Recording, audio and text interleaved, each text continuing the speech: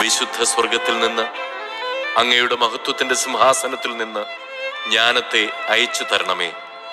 അവൾ എന്നോടൊത്ത് വസിക്കുകയും അധ്വാനിക്കുകയും ചെയ്യട്ടെ. അങ്ങനെ അങ്ങയുടെ ഹിതം ഞാൻ മനസ്സിലാക്കട്ടെ. സകലതും അറിയുന്ന അവൾ എൻ്റെ പ്രവൃത്തികളിൽ എന്നെ ബുദ്ധിപൂർവം നയിക്കും. തൻ്റെ മഹത്വത്താൽ അവൾ എന്നെ പരിപാലിക്കും. അപ്പോൾ എൻ്റെ പ്രവൃത്തികൾ സ്വീകാര്യമാകും. അങ്ങയുടെ ജനത്തെ ഞാൻ നീതിപൂർവം വിധിക്കും. പിതാവിൻ്റെ സിംഹാസനത്തിന് ഞാൻ യോഗ്യനാകും. കാരണം ദൈവശാസനങ്ങൾ ആർക്ക് ഗ്രഹിക്കാനാകും?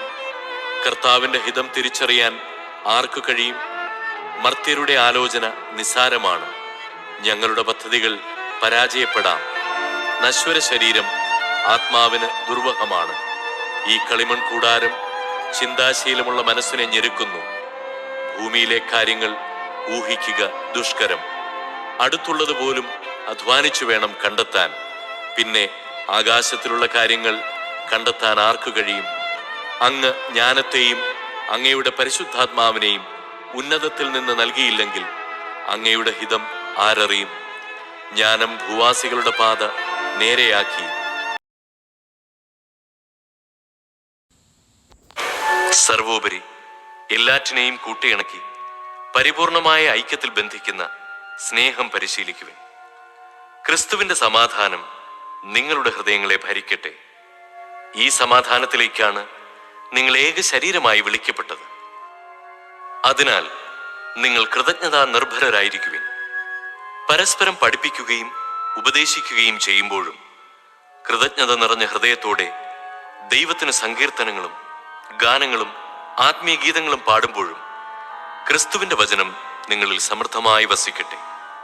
നിങ്ങൾ വാക്കാലോ പ്രവൃത്തിയാലോ എന്തു ചെയ്താലും അതെല്ലാം കർത്താവായ യേശു വഴി പിതാവായ ദൈവത്തിന് കൃതജ്ഞത അർപ്പിച്ചുകൊണ്ട് അവന്റെ നാമത്തിൽ ചെയ്യുവിൻ.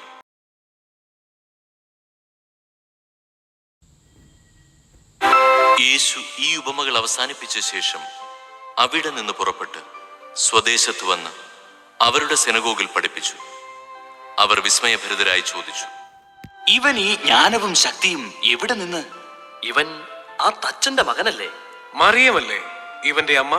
യാക്കോബ്, ജോസഫ്, ശിമയോൻ, യൂദാസ് എന്നിവരല്ലേ ഇവന്റെ സഹോദരന്മാർ? ഇവന്റെ സഹോദരിമാരെല്ലാം നമ്മുടെ കൂട്ടത്തിലുണ്ടല്ലോ. പിന്നെ ഇവന് ഇതെല്ലാം എവിടെ നിന്ന്? അവർക്ക് അവനിൽ ഇടർച്ചയുണ്ടായി. യേശു അവരോട് പറഞ്ഞു, പ്രവാചകൻ സ്വദേശത്തും സ്വഭവനത്തിലുമല്ലാതെ മറ്റെങ്ങും അവമതിക്കപ്പെടുന്നില്ല. അവരുടെ അവിശ്വാസം നിമിത്തം അവൻ അവിടെ അധികം അത്ഭുതങ്ങൾ പ്രവർത്തിച്ചില്ല.